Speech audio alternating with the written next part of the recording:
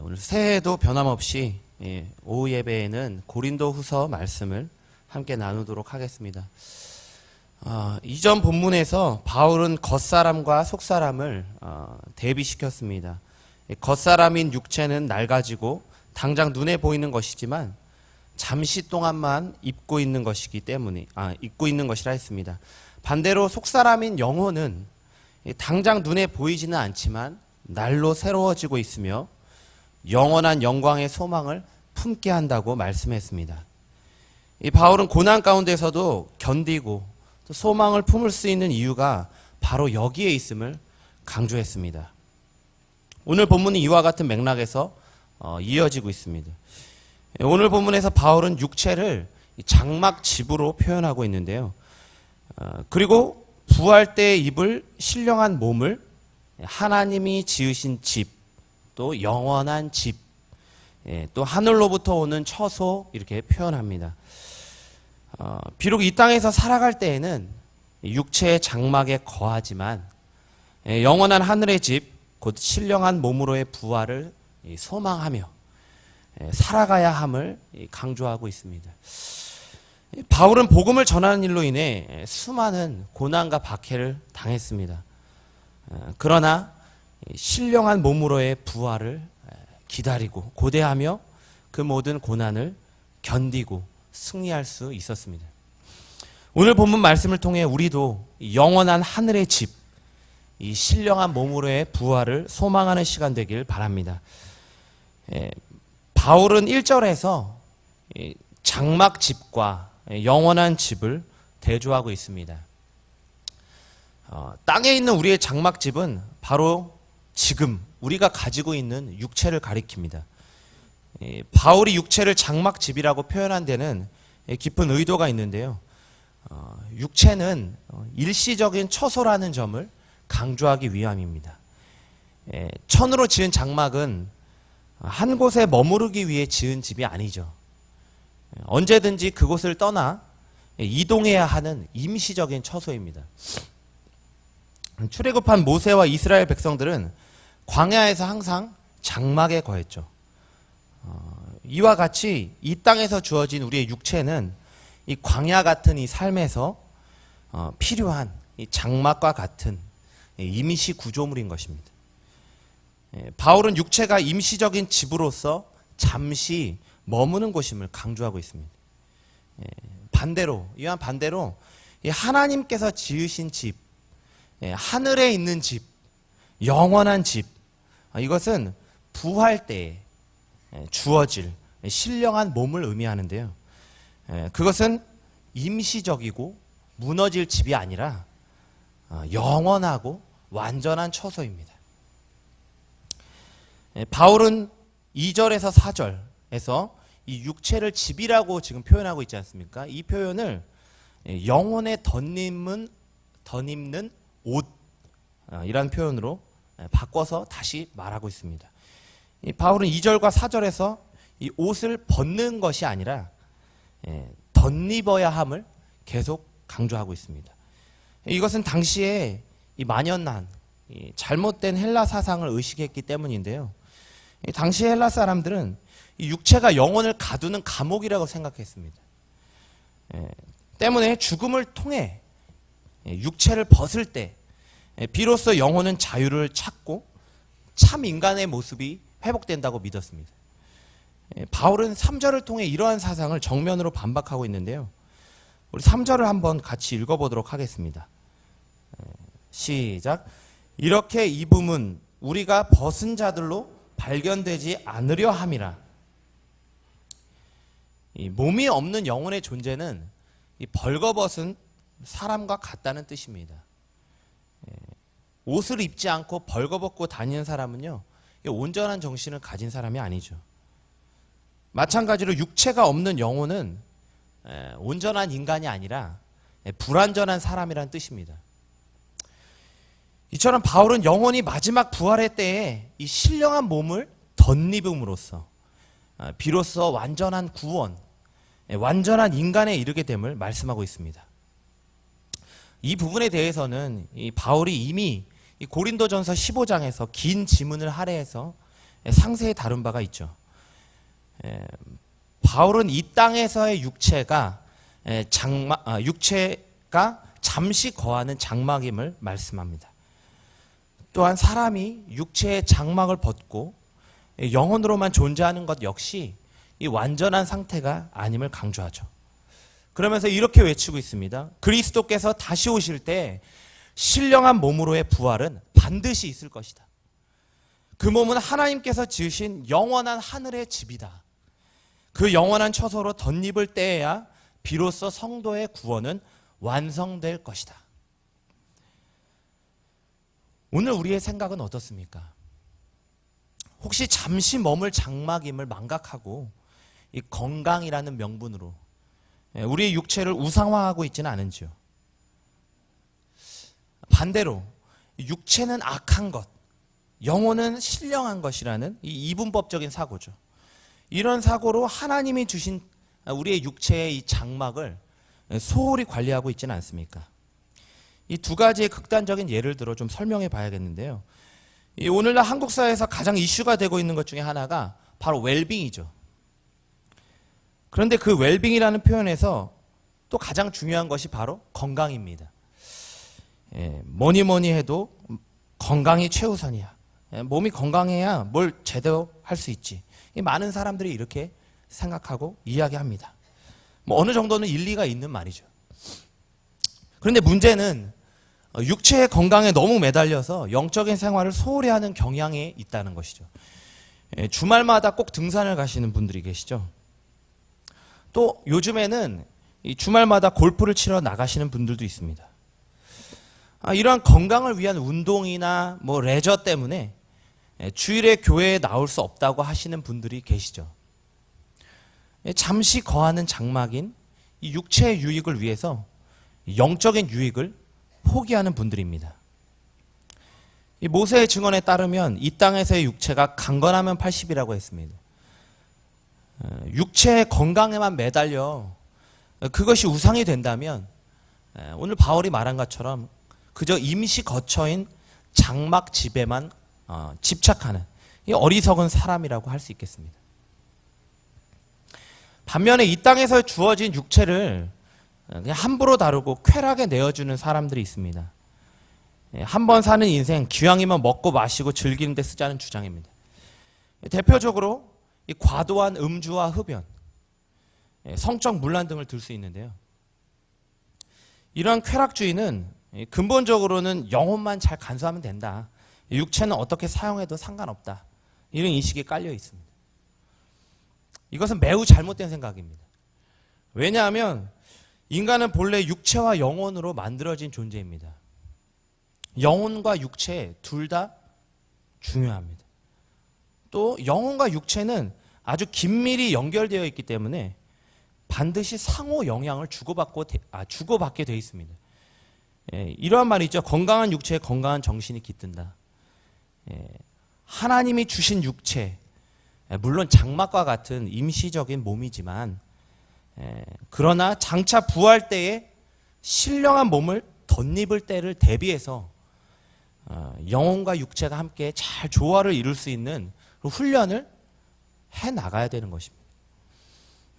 부활하여 신령한 몸으로 덧입기까지 그리스도인이라면 지금 주어진 장막을 잘 다스리고 관리해야 할 의무가 있습니다. 오늘 우리의 모습은 어느 쪽입니까? 어디에 있습니까? 잠시 머무는 육체의 장막에 너무 집착하여 건강이라는 우상에 빠져 있지는 않습니까? 혹은 하나님이 주신 육체를 소홀히 대하고 이 정욕과 쾌락에 내어주고 있지는 않은지요? 오늘 우리의 이 땅에서의 삶은 광야입니다. 광야에서의 장막은 비록 임시 처소였지만 가나안 땅을 바라보며 소망을 품는 예배의 처소였습니다. 하나님을 예배하는 장막이 될 때 그곳에 하나님의 임재와 영광이 있었고요. 거룩한 곳이 되었습니다. 오늘 우리의 육체를 건강하게 하는 것보다 더 우선해야 될 것은 하나님을 예배하는 시간에 사용해야 된다는 것이죠. 성령이 거하시는 전으로서 정욕에 내어주지 않고 영혼을 담는 깨끗한 처소로 가꾸어 가시길 바랍니다. 그리하여 이 육체와 영혼이 온전해지는 이 부활의 그날을 바라보며 사는 저와 여러분이 되길 간절히 소망합니다. 오늘 본문 2절과 또 4절에 보면 바울은 이 땅에 있는 장막에서 탄식하고 있다 이렇게 고백하고 있습니다. 여기서 탄식이라고 표현한 단어는 헬라어로 스테나조라는 단어입니다. 이 단어는 단순히 지금의 삶이나 또 신세를 한탄하는 그런 탄식이 아닙니다.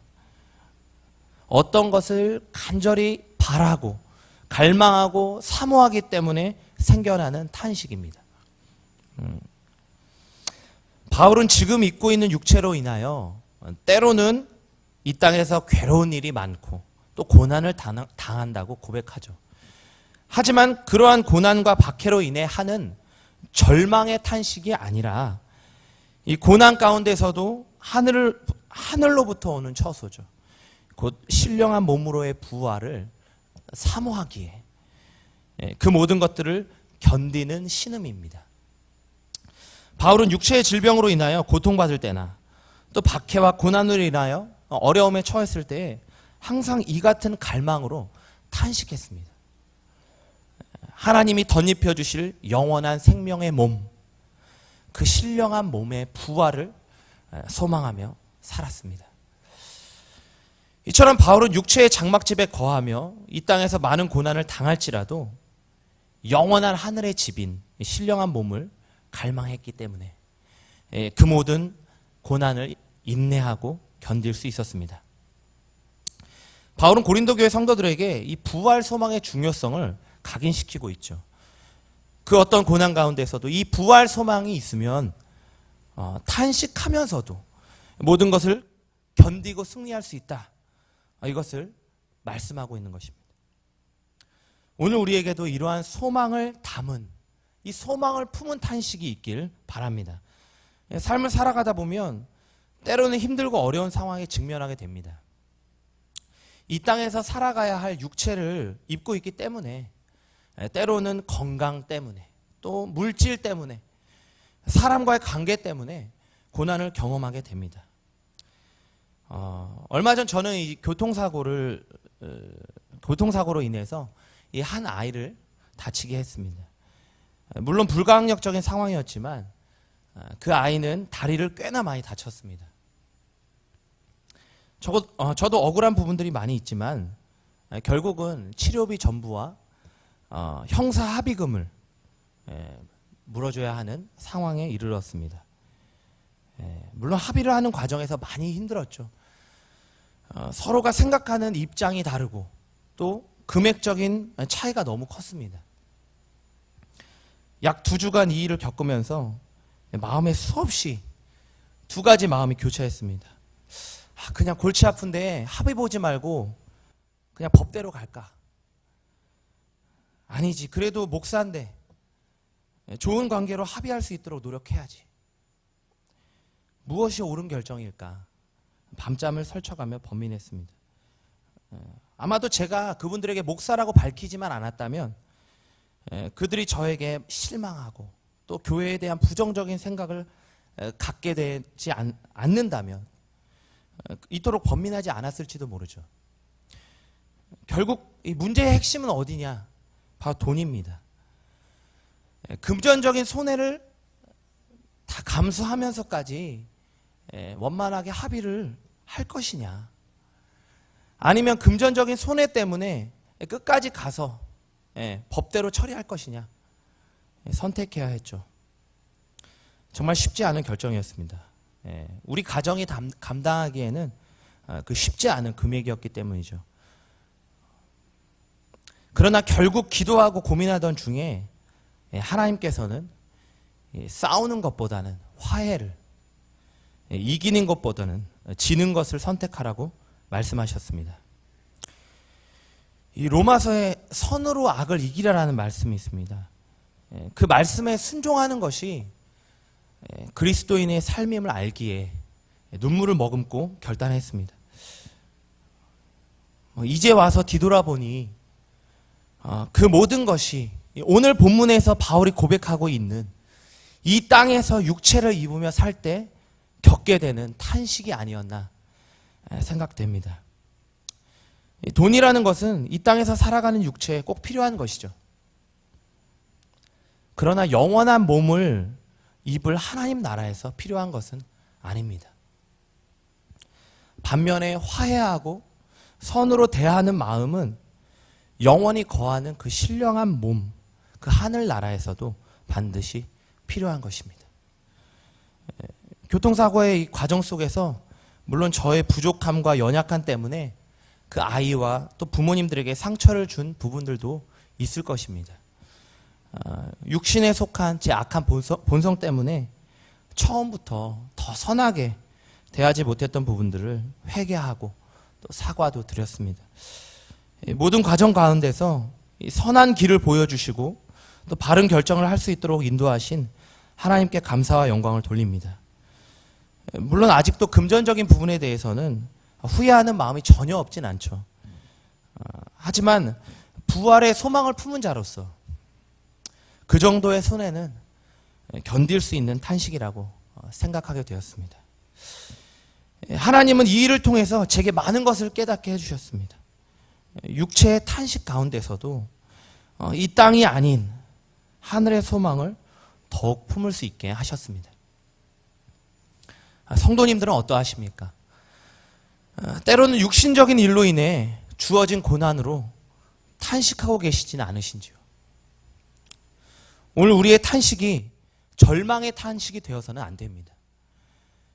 고난 가운데서도 견디고 승리하는 이 소망의 탄식, 갈망의 탄식이 되길 바랍니다.